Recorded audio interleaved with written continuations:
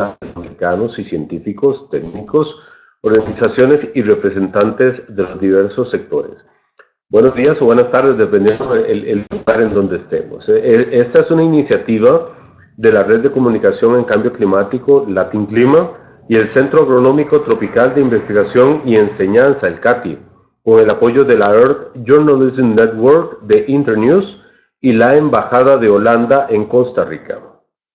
Nos preparamos entonces segunda sesión del componente webinarios de este curso y que se titula Gestión del riesgo de desastres, gobernanza y grupos vulnerables. Vamos a contar con la participación de los expertos, don Ramiro Fernández, quien es director de Cambio Climático para América Latina en la Fundación Avina y asesor del Ministro de Ambiente del Perú en Acción Climática. Ramiro tiene más de 15 años trabajando para el desarrollo sostenible y desde el 2008 está especializado en temas de energía y cambio climático. También impulsó procesos de diálogo y planificación energética en Chile, en Argentina y en Brasil. Como asesor del gobierno de la COP y participó en el diseño y desarrollo del Lima Paris Action Agenda para la COP21, liderando la agenda de bosques y resiliencia y generando compromisos de todos los sectores en apoyo al Acuerdo de París. Bienvenido, Ramiro, a este webinario. También saludamos a Montserrat Blanco, quien es experta en temas de equidad de género, gestión del riesgo de desastres y desarrollo local. Ella es miembro del equipo de apoyo técnico para la formulación del Plan de Acción de Género y Cambio Climático de Perú, específicamente en la identificación del marco normativo y de políticas en género, ambiente y cambio climático del país. Algunos de los cargos institucionales más recientes ha ocupado con la Agencia de Estados Unidos para el Desarrollo Internacional, USAID, en el proyecto Iniciativa para la Conservación en la Amazonía Andina, como coordinadora de género en Colombia, Ecuador y Perú para los años 2011 y 2016. Ella trabajó para el Programa de Naciones Unidas, el PNUD, en la oficina de país y como de ambiente, energía y gestión de riesgo. También en Costa Rica, del 2009 al 2011, formó parte del equipo de trabajo de la Unión Mundial para la Naturaleza, de la UICN, además de la Consejería Mundial de Género como oficial de programa del 2005 al 2006. Ramiro Montserrat, bienvenida a esta segunda sesión del primer curso de adaptación para comunicadores. Iniciamos con Ramiro. Ramiro, no sé si para ustedes buenos días o buenas tardes. Muchas gracias, Juan Carlos. Buenas tardes para nosotros acá. Solo quiero confirmar que me escuchan bien, porque yo lo estaba un poquito entrecortado a Juan Carlos. Sí, se escucha bien. Buenísimo. Gracias, Fabiola. Bueno, buenos días. Voy a tratar de compartir con ustedes en algunos minutos algunos lineamientos sobre cómo se está mirando y observando todo lo que es la reducción de riesgos y desastres por causa del cambio climático, una tendencia global y en América Latina. Van a ser solo algunos ejemplos de modelos y de distintas formas y espero que esto permita abrir a preguntas y a un diálogo con ustedes como participantes, ¿sí? Por empezar, es importante tener conciencia que el 2015 marcó un hito en la agenda global por varios elementos, ¿no?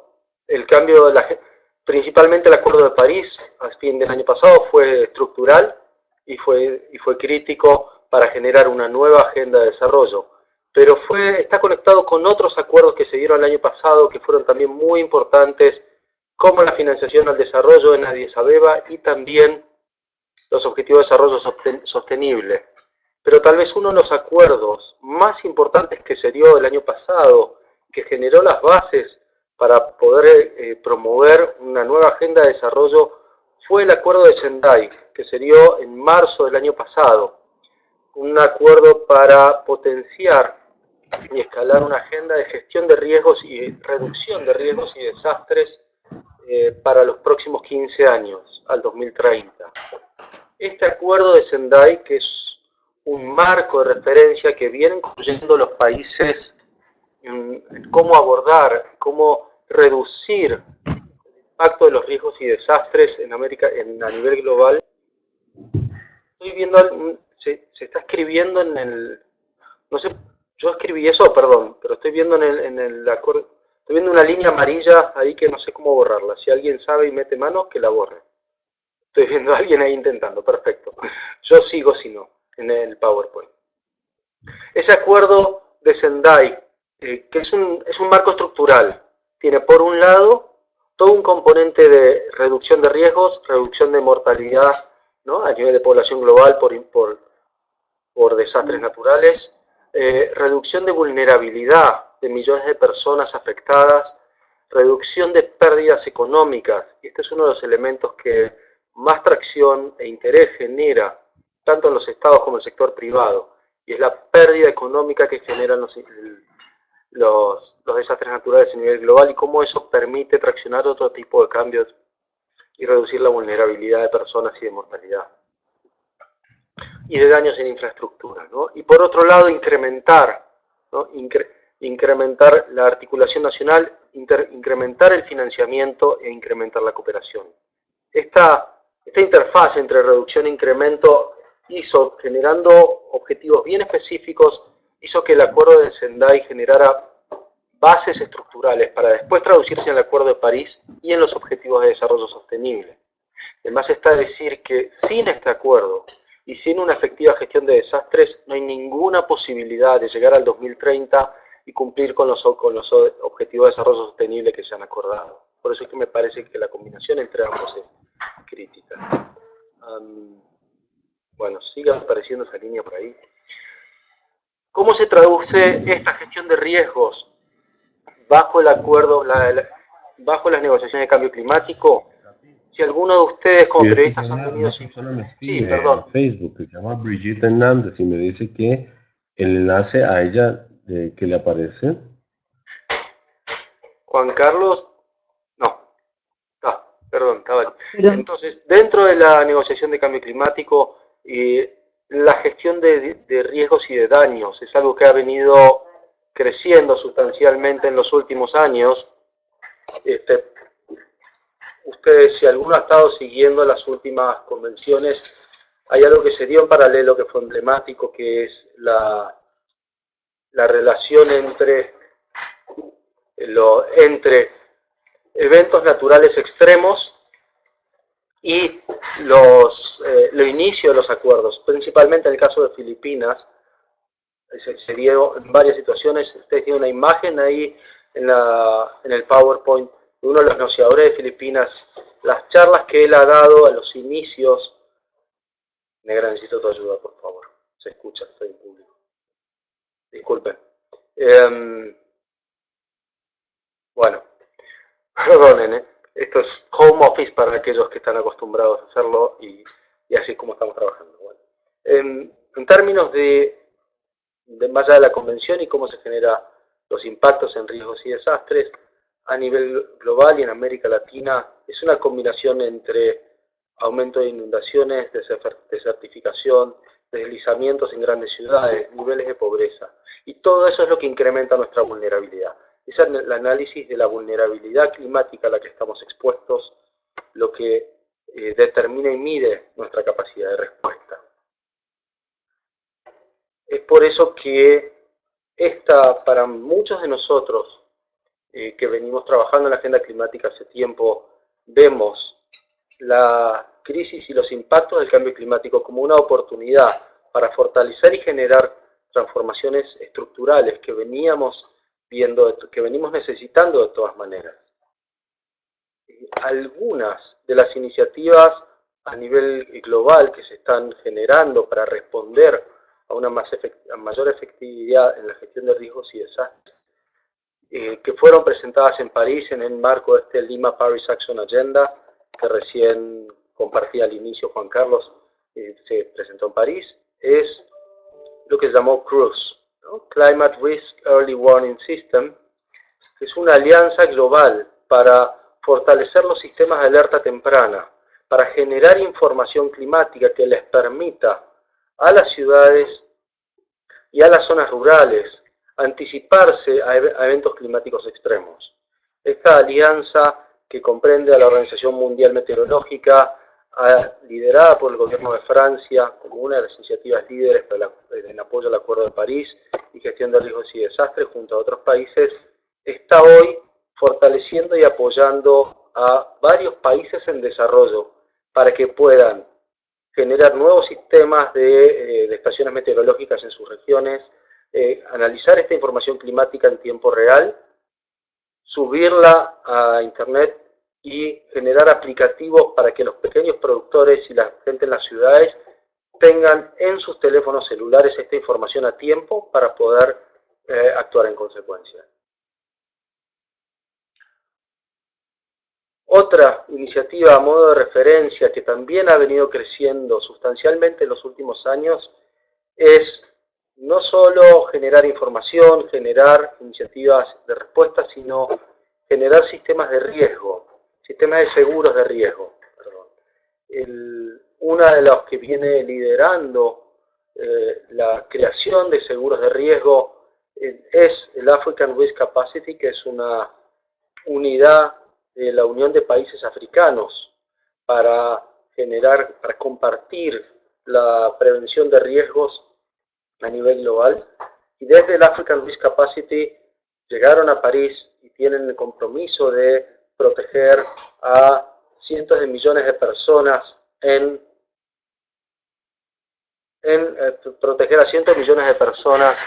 África para el 2020.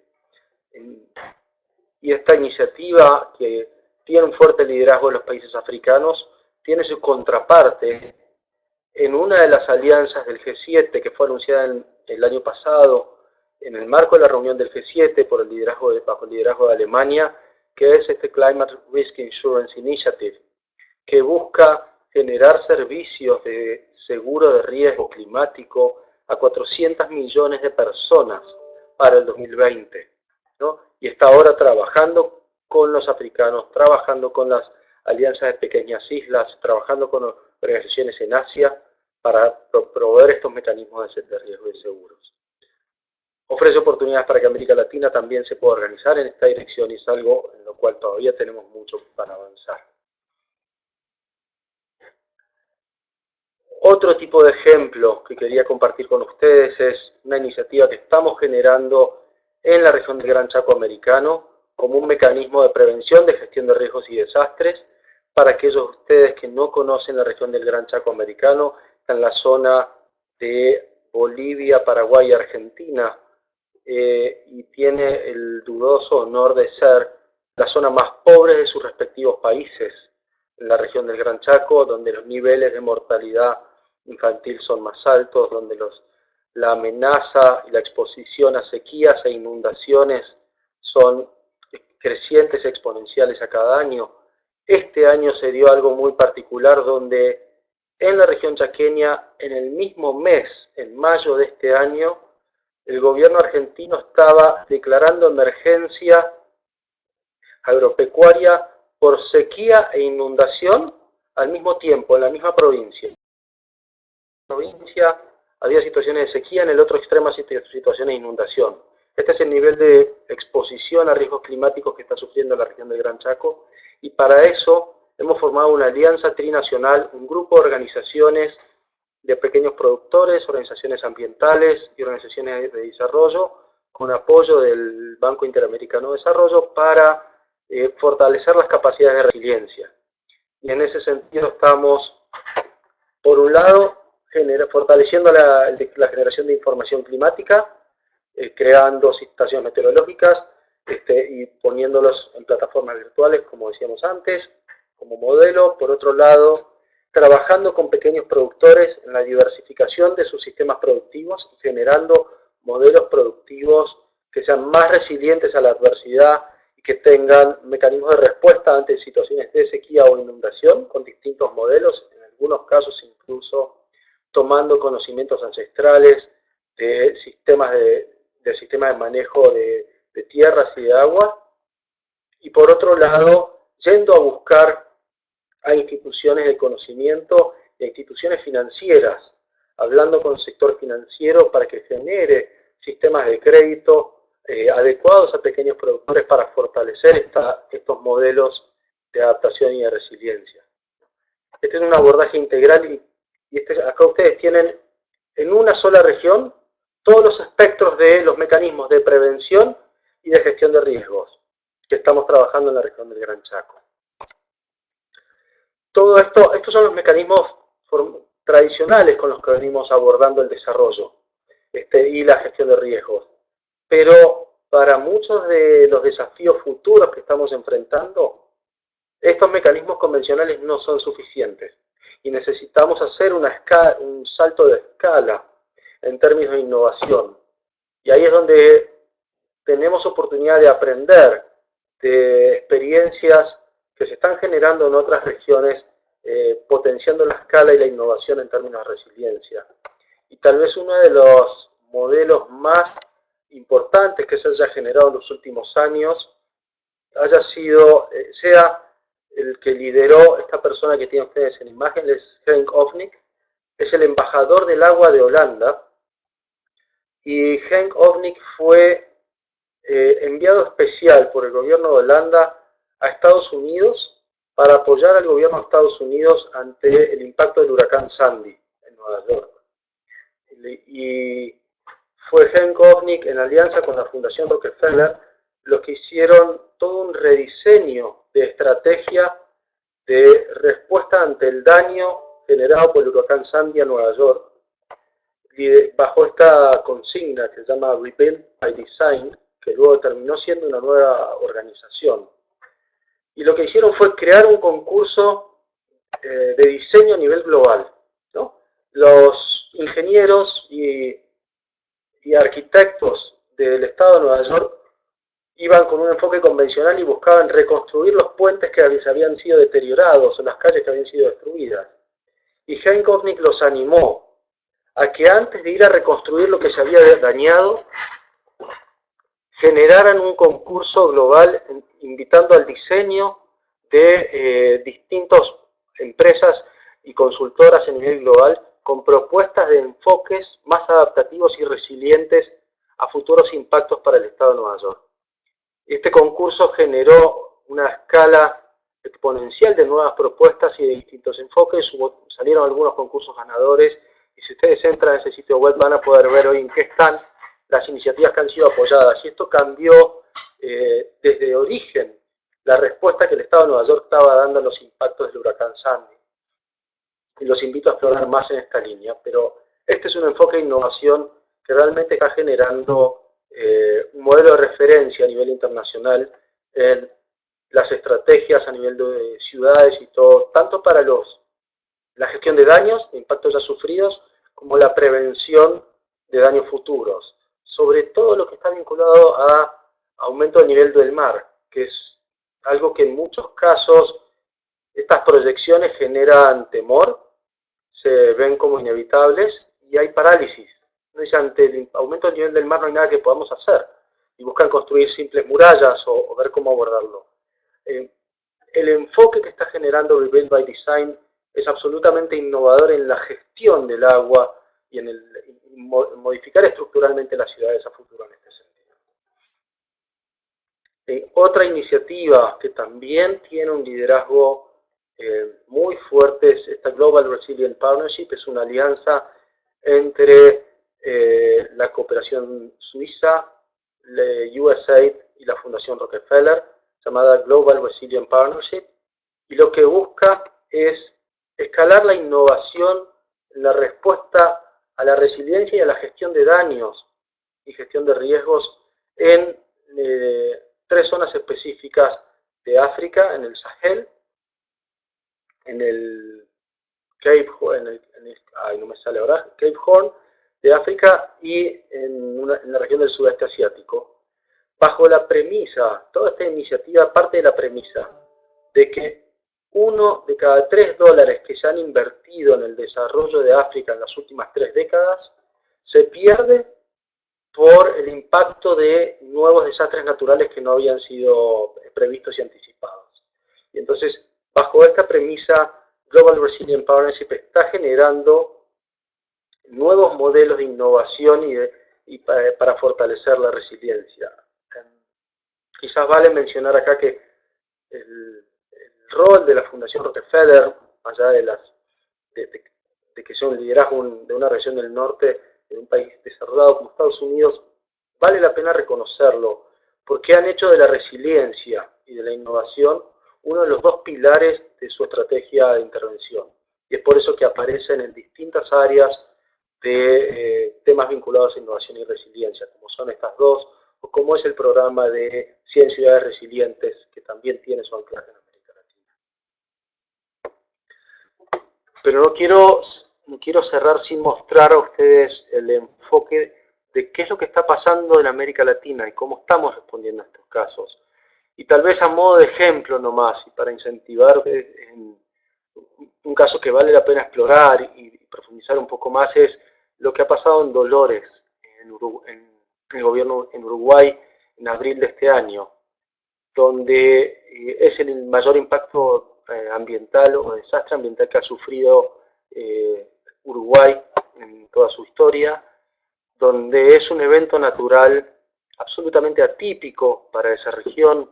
No hay habitualmente tornados de esta magnitud en la zona sur de Sudamérica y por ende, por supuesto que la ciudad de Uruguay no estaba preparado para eso y una de sus ciudades fue destruida, prácticamente destruida en más de un 40% de sus capacidades de infraestructura, con un alto impacto generando en la ciudad, y eso fue tomado por la ciudadanía como una oportunidad de articulación y de alianza para lo que llaman Reconstruyamos Dolores. Y están yendo con el mismo enfoque de rediseño y de reconstrucción, buscando generar una Dolores más sostenible, ¿no? Y el tipo de iniciativas que ustedes pueden encontrar y de articulación y de capital social que se está generando para esta reconstrucción es realmente un modelo de referencia a nosotros para incentivar y animar a otras ciudades de América Latina que estén en esa dirección. Sin ser un daño por causa del cambio climático directo, pero es interesante también ver cómo se está generando mecanismos de innovación para la reconstrucción y la resiliencia en Ecuador, en contextos post-terremoto, donde los epicentros del terremoto se dieron en ciudades costeras expuestas a una alta vulnerabilidad climática y donde una parte importante de la estrategia de reconstrucción y de rediseño que está tomando el gobierno de Ecuador busca incorporar la vulnerabilidad climática futura de estas ciudades. Estamos trabajando fuerte también con el gobierno de Ecuador en esa dirección. Y creo que vale la pena explorar un poco más cómo se está haciendo ese modelo. En síntesis, desde Avina apostamos y buscamos incidir y fortalecer la resiliencia en América Latina, viéndolo como una oportunidad para que reduzca las inequidades de la región, reduzca las vulnerabilidades de la región y fortalezca procesos y tendencias de un desarrollo más sostenible a América Latina. En este sentido, y poniendo un fuerte énfasis en escalar la innovación, combinando un componente de innovación social, que es la base del trabajo que hacemos desde Avina en las alianzas con actores públicos y privados, con la innovación tecnológica de vanguardia que nos permita generar saltos de escala en la forma en que estamos abordando estos cambios y generando nuevos modelos de negocio.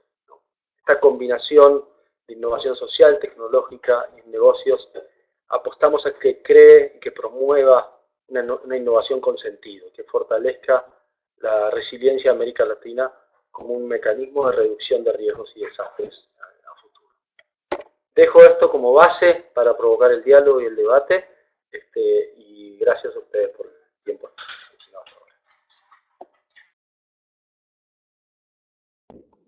Muchísimas gracias, Ramiro, por esa visión tan completa, general, pero también concreta en cuanto a casos específicos de lo que está sucediendo en la región. Le doy la palabra en estos momentos entonces a nuestra segunda presentadora, Montserrat Blanco, que nos va a hablar también de temas que son claves en este aspecto de la gestión del riesgo de desastres. Uno de ellos es el tema de género, como verán. Entonces, le vamos a dar el enlace ya a Montserrat para que inicie. Les recuerdo que ya pueden ir escribiendo sus preguntas, las inquietudes que tengan, las pueden ir escribiendo en este momento en el espacio del chat. Un momentito. Gracias, Katiana. Quisiera saber si me... Sí, escuchamos perfectamente. Perdón un momentito, les recuerdo a los otros presentadores mantener el micrófono apagado con el fin de no tener ninguna interferencia. Muchas gracias. Adelante, Monserrat. Gracias, Katiana. Buenos días para mí, buenas casi tardes, no buenas tardes en realidad.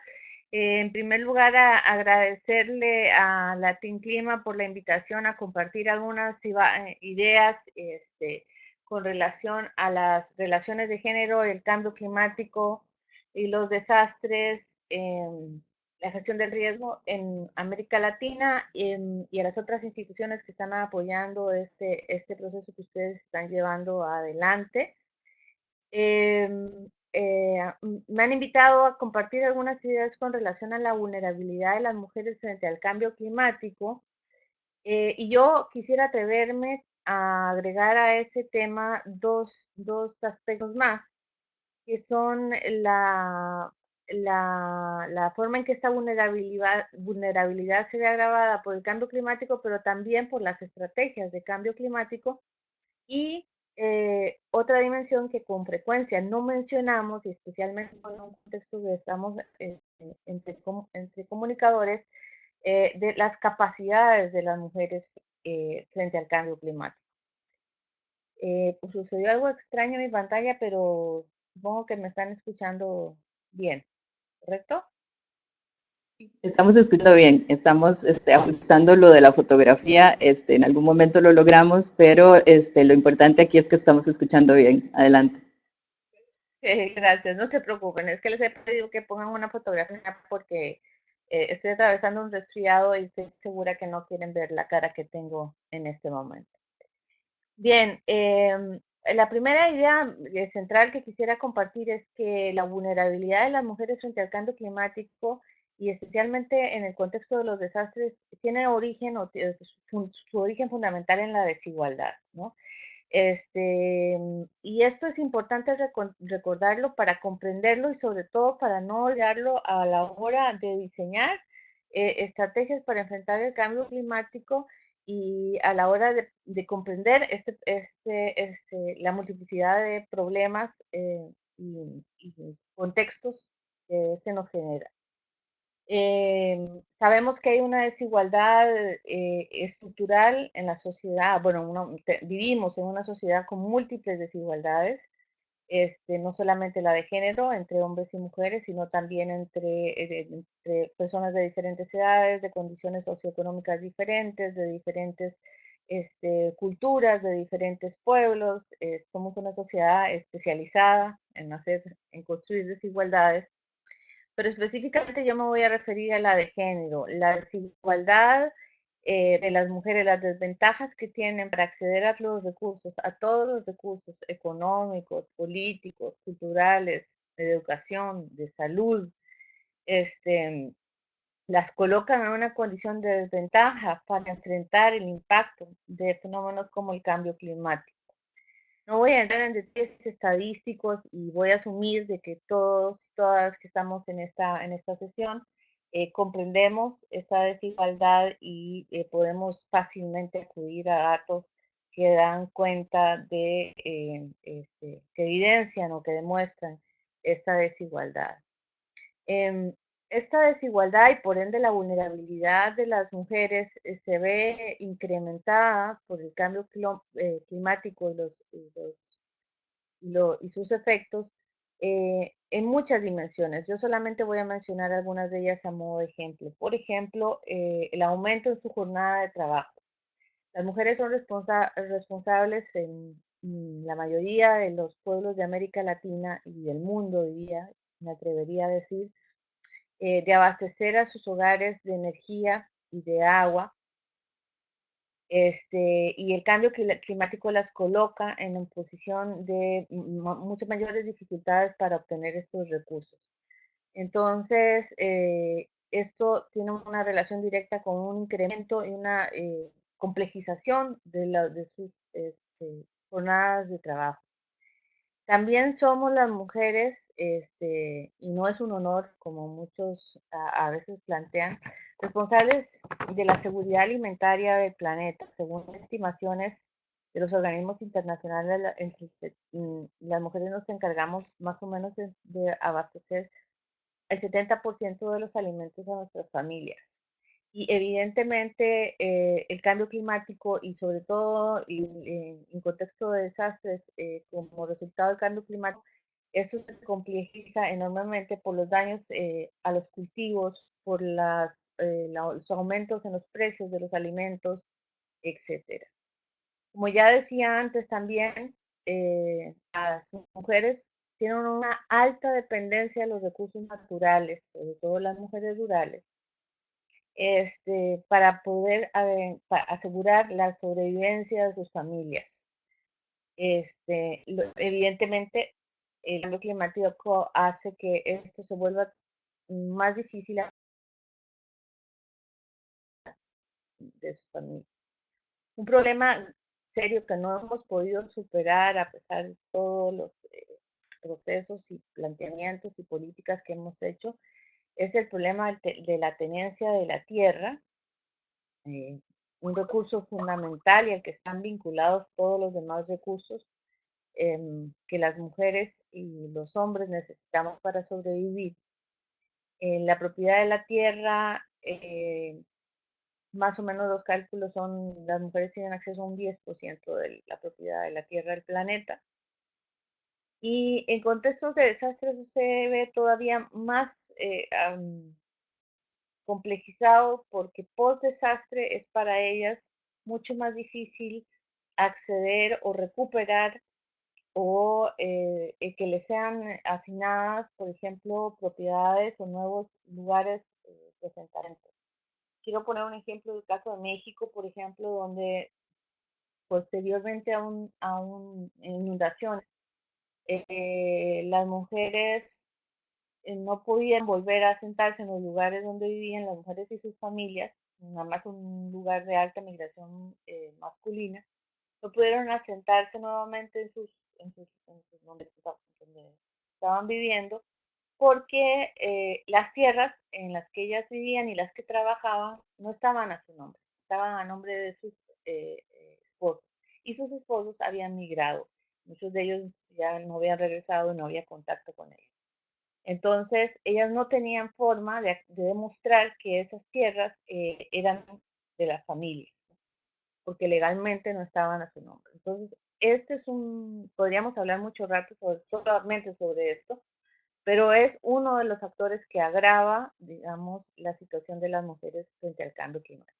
La jefatura de hogar, la migración masculina fundamentalmente, y la incidencia de enfermedades son otros factores que solamente menciono como ejemplo de otros muchos que agravan o que aumentan la vulnerabilidad de las mujeres frente al cambio climático.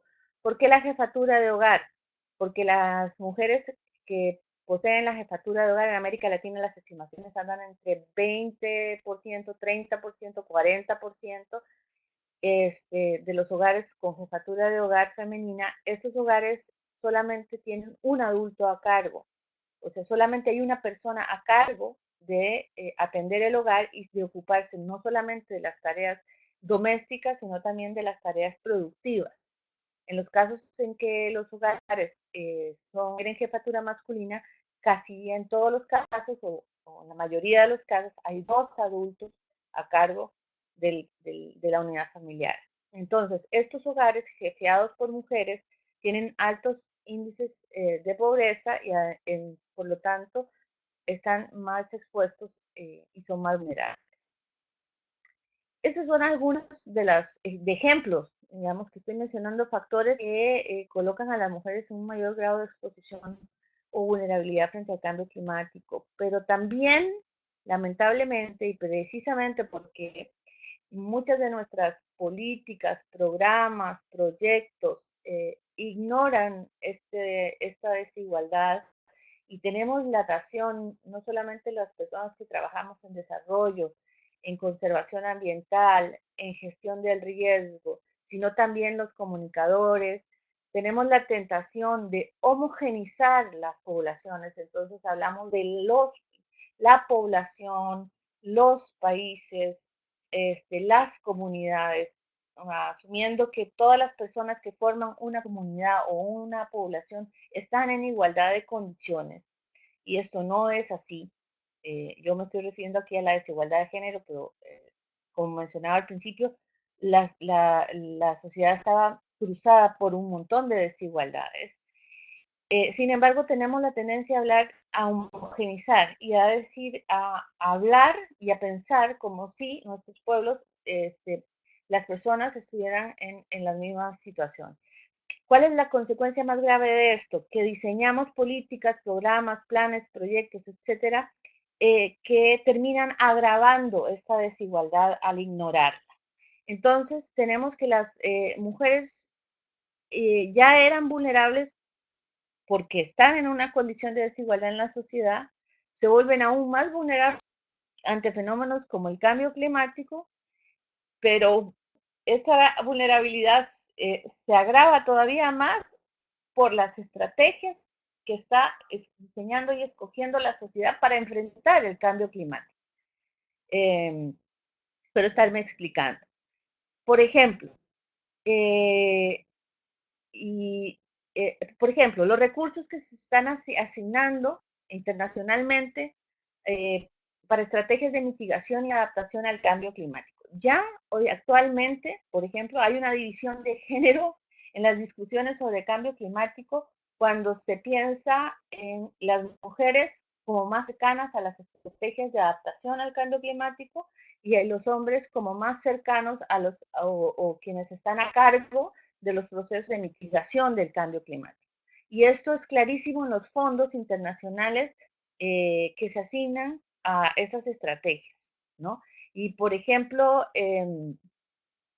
bueno, no voy a hacer ahora aquí porque no nos da el tiempo una revisión, pero si revisamos los fondos internacionales que se asignan a estrategias de adaptación y mitigación, vamos a encontrar esta desigualdad. No consideramos en las políticas o en los programas, proyectos, voy a referirme a todos este grupo de instrumentos como estrategias, los intereses y las necesidades específicas de hombres y mujeres que son diferenciados y que requieren estrategias específicas. Las estrategias que se usan de asistencia técnica, de capacitación, de crédito, el colega Ramiro mencionaba algunas ahora antes, se orientan, por ejemplo, a los productores, pero muchas veces, o en la mayor parte de esas estrategias, no no dirigen acciones concretas a las mujeres para integrarlas y para que tengan acceso a estos recursos. Es decir, estamos destinando recursos para atender al cambio climático, recursos técnicos, políticos, económicos, pero estos recursos, las mujeres no necesariamente teniendo acceso a estos recursos, por lo tanto están quedando todavía más expuestas al cambio climático. La desarticulación de las instituciones del Estado, normalmente los institutos de la mujer trabajan en completa desarticulación de otras instituciones del Estado, las mismas organizaciones sociales. El personal técnico de las instituciones no entiende de género, no sabe de qué habla, no entiende por qué tiene que sentarse a reflexionar y a pensar en esto a la hora de diseñar una estrategia de adaptación, no tiene la capacidad técnica para hacerlo. El acceso a la tecnología, que sabemos, y ya lo mencionaba Ramiro también, es una clave importantísima para enfrentar el cambio climático y particularmente en situaciones de desastre. Tampoco las estrategias consideran en general en las situaciones específicas de las mujeres y ni se diga la participación en la toma de decisiones, ¿no? Cuando contamos la participación de las mujeres en la toma de decisiones desde el nivel local más pequeñito, una comunidad, para instalar un sistema de alerta temprana hasta el nivel internacional, más amplio, como nos contaba ahora también Ramiro, sobre los seguros de riesgos climáticos, ¿no? O las conferencias internacionales, igualmente existe esta invisibilización de sus necesidades particulares. Esto en cuanto a vulnerabilidad. Yo quisiera tomarme 2 minutos para hablar de capacidades, porque una de las vulnerabilidades más grandes que enfrentamos las mujeres es que muchas veces se ignoran sus capacidades. O sea, hablamos de ellas solamente como un grupo vulnerable, ¿no? Eh, Primero los niños, las niñas y las mujeres, ¿no? Este, pero las mujeres tienen también capacidades que son fundamentales para enfrentar los desafíos que tenemos actualmente. Yo he tenido la oportunidad de estar trabajando estos últimos años aquí en Sudamérica, especialmente en la Amazonía andina, y participado o podido conocer, digamos, el resultado de investigaciones sobre los conocimientos que tienen las mujeres importantísimos sobre el comportamiento de especies, de plantas, de animales, de eventos climáticos, el comportamiento del clima, los cambios en los ciclos productivos, los cambios en las actividades con las que ellas están relacionadas. Normalmente las personas que van a diseñar estrategias de adaptación, por ejemplo, en las comunidades no consideran los conocimientos de las mujeres. Y al no considerarlos, nos estamos quedando con la mitad de la información por fuera, porque las mujeres somos la mitad de la población mundial. Entonces, también tienen, como menciono, conocimientos sobre las plagas, sobre las enfermedades, sobre cómo hacer estrategias de producción en suelos degradados. Em, por ejemplo, quería mencionarles un estudio en Colombia de plantas no convencionales, precisamente pensando en términos de seguridad alimentaria. Las mujeres identificaron 45 plantas que no habían sido identificadas. En el momento en que fueron tomadas en cuenta en el estudio, identificaron 45 plantas más adicionales. Y las mujeres ancianas, por ejemplo, cultivaban en sus chacras o en sus patios 7 especies vivas más que las mujeres jóvenes, ¿verdad? Porque también tenemos discriminaciones de edad. También aquí en Perú, en la Amazonía, se hizo un estudio sobre los conocimientos de los hombres y las mujeres indígenas sobre indicadores de cambio climático y es impresionante, los invito a localizarlo en internet, seguramente lo encuentra fácilmente. Yo lo envié también como documentación, creo, adicional. AIDER, una organización peruana, hizo esta investigación. La cantidad de conocimiento que las mujeres aportaban en todos los aspectos que les he estado mencionando, de comportamiento de especies, comportamiento de cambios en el clima, comportamiento de los ríos, las inundaciones, las enfermedades, los niveles de incidencia de enfermedades.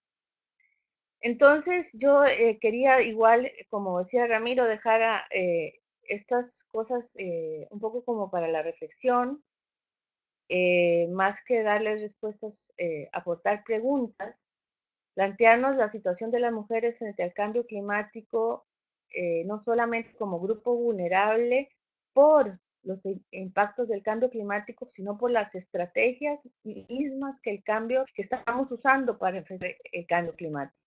O sea, preguntarnos si con las estrategias que estamos usando para enfrentar el cambio climático no estamos incrementando la desigualdad entre hombres y mujeres. Y el otro aspecto que también quería agregar es el tema de las capacidades.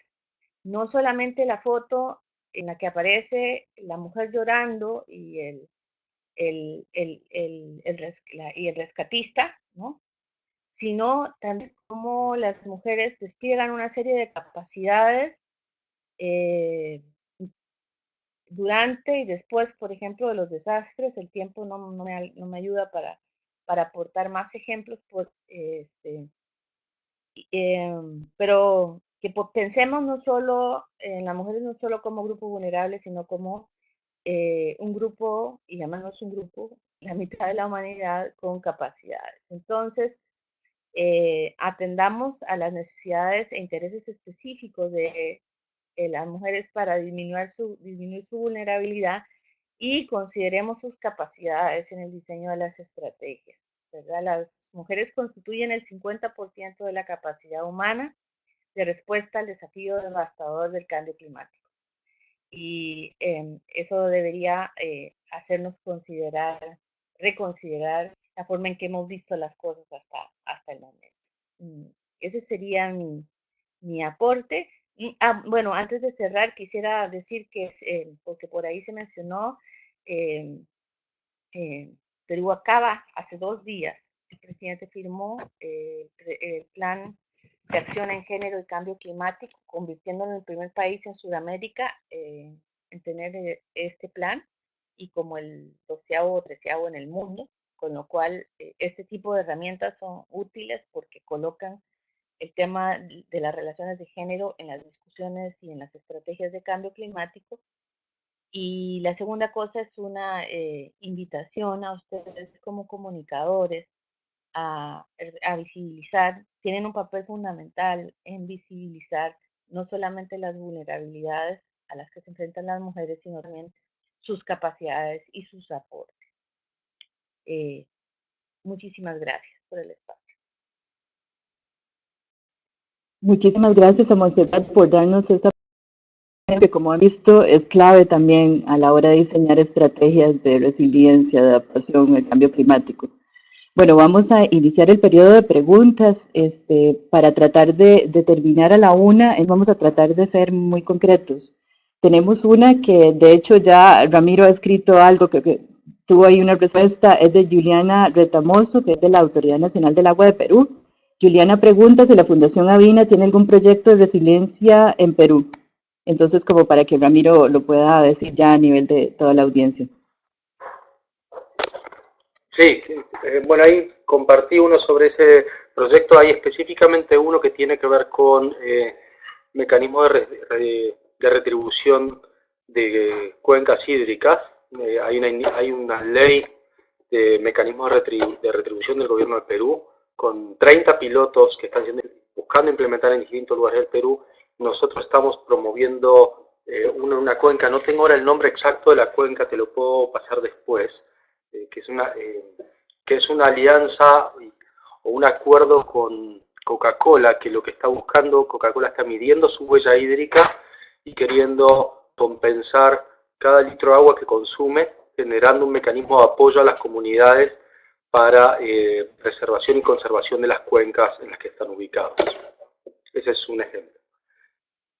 Me dices, Katiana, cómo quieres hacer con las demás preguntas, ¿no? Por ahí voy a una como tú quieras. No, las vamos acá, vamos a sacarlas en la medida de lo posible que el tiempo nos dé. Tenemos otra pregunta de Julio López también para Ramiro, es de Onda López, es de Onda Local de Nicaragua. Él pregunta si conoce alguna iniciativa exitosa para reducir el impacto del fenómeno El Niño.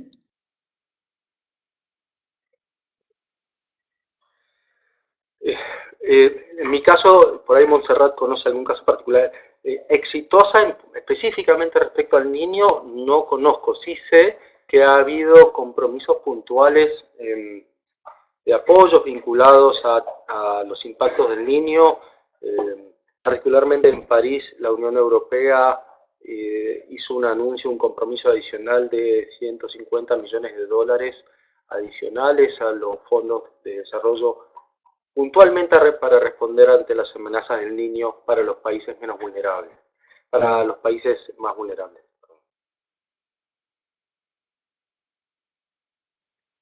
María Paz Sartori, de Búsqueda de Uruguay, dice que en Uruguay sí ocurren tornados, que el Sistema Nacional de Emergencia registró 34 tornados entre 1968 y 2011.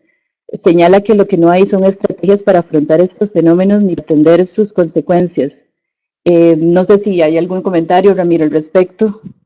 No, por mi parte solo agradecer. No tenía dimensión del nivel de los tornados en Uruguay. Estuve viendo la nota, me pareció súper buena, el gran link que mandó, así que tomo nota a futuro para enfatizar este punto. Disculpa. Lo que hace mí, tal vez me equivoque, pero creo que lo que no se había visto en Uruguay, como se vio en el caso de Dolores, fue una cuestión de escala del nivel de impacto de esa tormenta.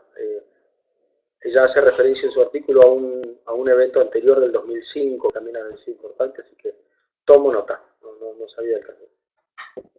Okay.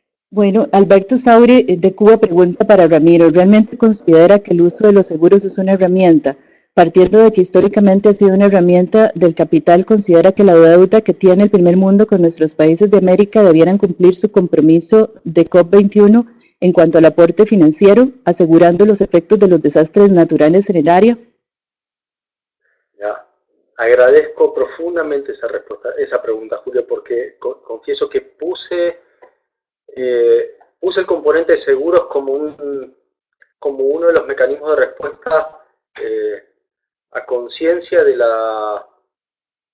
dilema ético que nos genera y nos presenta. Primero, enfáticamente, creo que la responsabilidad de los países desarrollados hacia los países en desarrollo en respuesta al cambio climático no tiene que cubrirse a través de mecanismos de seguros. Yo no creo que ese tenga que ser la forma de respuesta.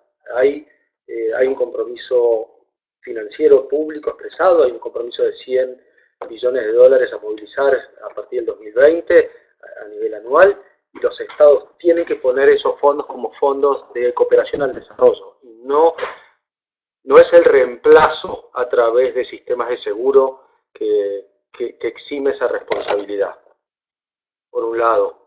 Por otro lado, sí veo, y por eso pongo en el liderazgo de los africanos como un modelo de respuesta, que el sistema de seguros es un sistema que históricamente, es cierto, el capital lo ha desarrollado, es un sistema que se ha generado para reducir los impactos de riesgos.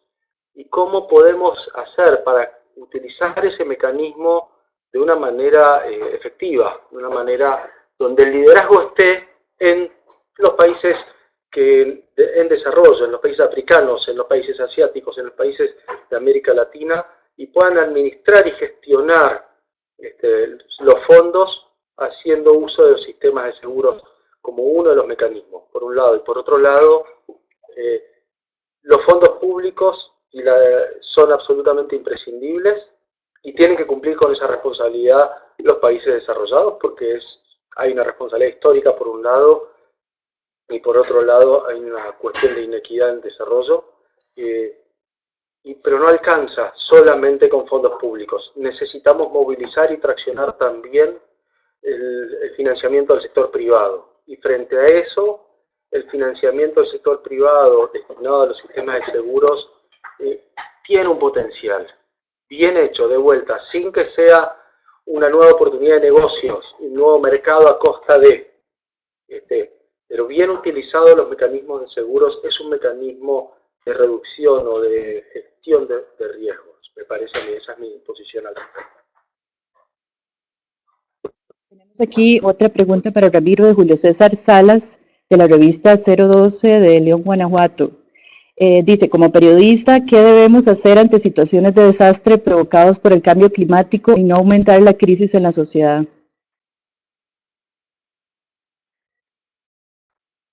Ahí yo tomo un poco lo que decía Montserrat en términos de la responsabilidad que tienen los periodistas como comunicadores, sobre todo en momentos de crisis. Y yo sé que hay una tendencia en los periodistas en contar lo dramático, y esa es la noticia, la parte dramática del asunto y todo, pero sobre todo en momentos de crisis, su responsabilidad ciudadana como comunicadores es ser un canal de comunicación de cómo canalizar recursos, cómo movilizar acción, cómo promover articulación y cooperación, cómo brindar información en tiempo y en forma en momentos de crisis. Es determinante el rol que ustedes pueden desempeñar, si no se quedan solamente en la noticia dramática, sino que ejercen su responsabilidad como comunicadores, siendo actores activos en la movilización de los recursos públicos, privados y promoviendo la mayor colaboración y articulación en la sociedad. En parte puse el modelo de Reconstruyamos Dolores porque ahí hay un activo involucramiento de comunicadores en esa alianza multisectorial. Creo que para mí eso es lo más importante, sobre todo en el momento de crisis. Y en el momento previo y anterior, como decía Montserrat, visibilizar las inequidades, visibilizar los casos particulares de situaciones de género, visibilizar la, la fuerza de la prevención de la manera en que puedan hacerlo también me parece que es determinante. Me quiero aprovecho esta pregunta 30 segundos para resaltar tres componentes que planteaba Montserrat en términos de inequidad y la relación de género en el cambio climático. Y me parece que hay algunas tendencias de cambio a nivel global interesantes que se vienen dando. En el caso de Perú, la inclusión del componente de género dentro de las negociaciones fue muy importante. Esto tuvo un liderazgo importante de la presidencia del Perú, particularmente de una mujer de Cancillería que fue la que empujó esto en alianza con las organizaciones de mujeres que vienen siguiendo el tema de cambio climático desde hace tiempo y que en América Latina son bastante fuertes. Otro modelo que me parece importante destacar y que tiene el liderazgo de Cristiana Figueres como en su rol de secretaria ejecutiva de la convención es la iniciativa Momentum for Change, que es una iniciativa donde tiene un componente específico de género. En inglés el programa se llama Women's for Result, y que busca y que premia y da visibilidad a iniciativas específicas de mujeres y cambio climático. Y los proyectos que han sido aprobados y reconocidos bajo este programa en los últimos años buscan poner en valor todos los componentes que Montserrat mencionaba recién en términos del rol y el liderazgo de las mujeres frente al cambio climático. Y por último, no menor, a mí me llamó mucho la atención ver la fuerza que tiene el componente y la exigencia de la dimensión de género dentro del Fondo Verde del Clima. Las instituciones que buscan acreditarse ante el Fondo Verde del Clima tienen que responder a estándares de temas de género hoy. Y cada uno de los proyectos que son presentados y son postulados ante el Fondo Verde del Clima tienen incluido un checklist donde están obligados a responder a temas de género estructuralmente de cada uno de esos proyectos. Es estos mecanismos que nos ayudan a que progresivamente vayamos transformando y reduciendo esta inequidad de género en el cambio climático, me parece. Muchas gracias. Montserrat, que yo sé que ya casi se tiene que ir. Montserrat, Fabiola Ortiz, periodista de Brasil, pregunta si hay alguna iniciativa que incluya el tema de género en Brasil que usted pueda mencionar. Y también agrego lo que dice Ingrid Hernández, que los más recientes informes han asociado el rápido crecimiento de las economías con la inclusión de la mujer en la fuerza laboral y toma de decisiones. Según el informe sobre desarrollo mundial 2012 del Banco Mundial, la desigualdad de género reduce la capacidad de un país para competir internacionalmente, en particular si el país se especializa en exportar bienes y servicios para cuya producción los trabajadores y las trabajadoras son igualmente idóneos. No sé, Montserrat, si se quiere referir a eso.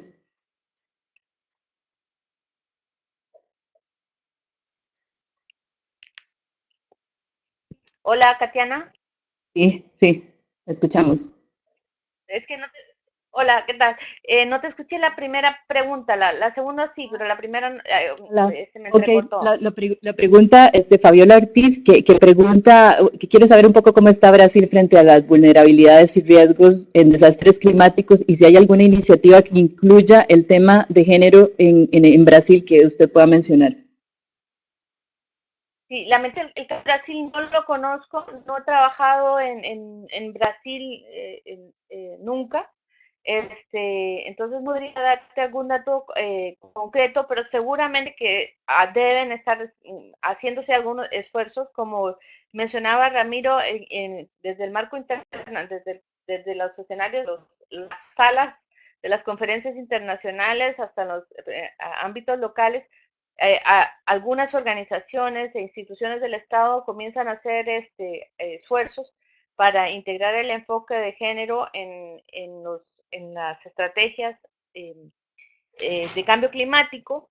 Entonces, seguramente que sí debe haber. Yo no puedo en este momento, lamentablemente, darte información sobre alguna en específico. No sé si Ramiro conocerá alguna. respecto a la desigualdad, es como dices, ¿no? A la segunda pregunta o a la segunda reflexión, es como dices, a veces es tan sencillo decirlo o pensarlo que uno se pregunta por cómo hemos llegado hasta acá, ¿no? Si estás hablando de la mitad de la población del planeta, si estamos hablando de exactamente, o sea, de la mitad de la fuerza de trabajo del planeta, de la mitad del conocimiento del planeta, de la mitad de una fuerza de trabajo que permite sostener la economía mundial, porque el trabajo de las mujeres, no solamente el trabajo remunerado, sino el no remunerado, permite sostener todo el resto de la economía mundial. Es tan sencillo que resulta difícil entender que nos esté tomando tanto tiempo comprender estas desigualdades y transformarlas de una manera más definitiva. Sin embargo, sí quiero rescatar, como mencionaba Ramiro, que se están haciendo esfuerzos, se están haciendo adelantos. Quizá me quisiera ver adelantos más concretos, más efectivos, con impactos más duraderos en el tiempo. Cuando una ya tiene algunos años trabajando en esto y con eso me revelo un poco vieja, ¿verdad? Empiezas a darte cuenta que quizá la cosa no, o sea, que uno quisiera que cosas en las que trabajó hace 30 años, ahora tuvieran un impacto mayor o se hubieran sostenido, no, en el tiempo. Entonces, por ahí creo que andan los desafíos ahora también, eh, de no solamente crear algunos mecanismos, sino de asegurar su impacto y su sostenibilidad. Gracias. No sé, Ramiro, si quieres agregar algo, si no, ya vamos terminando, porque, ¿verdad? Necesitamos terminar la sesión. Eh, si no, ¿tienes algo que No, agregar? ¿No? no, me parece que está buenísimo. Solo ahí le mandaba a Bridget que preguntaba para estrategias para la región del Caribe, y la verdad que el Centro de Cambio Climático del Caribe, se llama 5Seas, tiene toda una estrategia integral que creo que puede ser útil para mirar cómo es el abordaje integral en las zonas insulares y el Caribe en particular. Cualquier cosa puedo hacer los nexos después por mí. Por mi parte, solo agradecer por la invitación y por estar con Montserrat, un placer compartir este panel.